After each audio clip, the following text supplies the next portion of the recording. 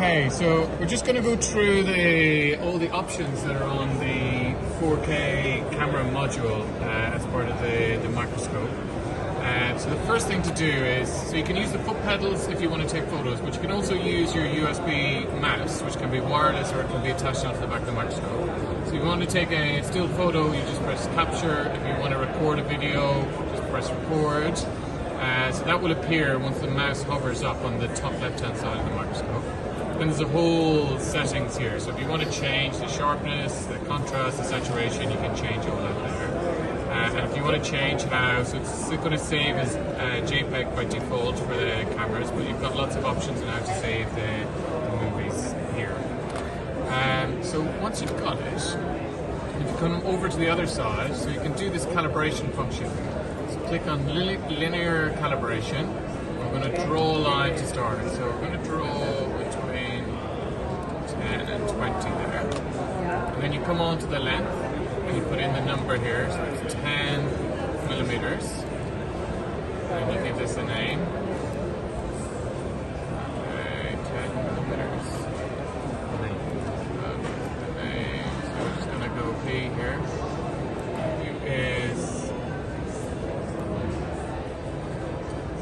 Okay, so it's exactly 10 millimeters now. So that's spot on with this. So that means if we find a canal, looking for another canal, and draw exactly where they are. It also means if you've got your Combeam CT scan, and you know that one canal is 3 millimeters away in a certain direction, you know exactly where to look for it. So that's a really, really nice feature to have. So you can do a whole lot of stuff. Circle radiuses again, so that can be useful if you know that from the center of the tooth the canal is a certain diameter away, so it can help you look for where the actual canals are.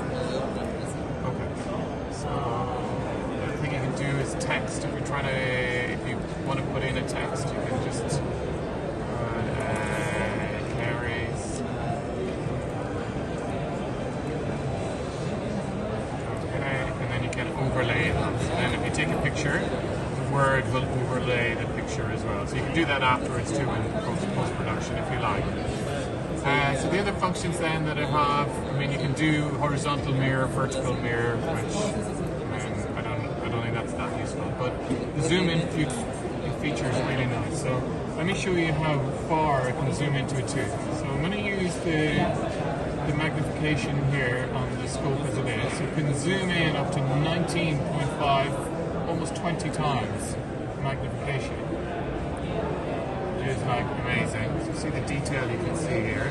And if that's not enough, then you've got like the optical zoom on the camera, which can zoom in another 3 times. So you can see a crazy level of detail right deep down into the tooth.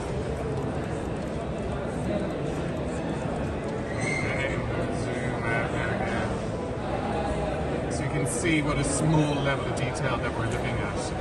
Next function here is the mask function. So if you just want to look at something in a lot more detail without having any background distraction, you just select the area you want to look at.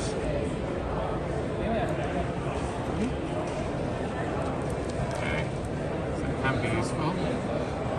Then once you've taken some photos, you can go and have a look at the browser. So let's capture this image here. That's saved automatically then to the USB card that's in the back, and then you can go through and see all the photos that you've taken here as well. And then whenever you want to go to the home button, you can come back. This is if you want to compare 2 photos, so it's you can compare this to any other photo, you can get them up together. The cross line can be useful, so let's say you just want to have a vertical and horizontal line. You're just really trying to center something, and in these lines then you can move them wherever on the screen you want. And you can add in more lines if you like as well. If you want a measuring tool as well, so again just to help locate canals, you can have this overlaying the screen. And the last thing is a freeze option, so let me just take off these lines.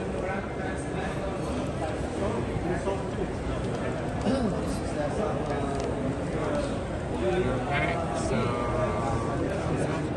a freeze function. So let's say the patient's moving a lot and you want to get a photo. What you can do is, if they're in focus for just for a second, you can freeze it, And then now, I'm actually moving the model around. Okay, now look at the screen.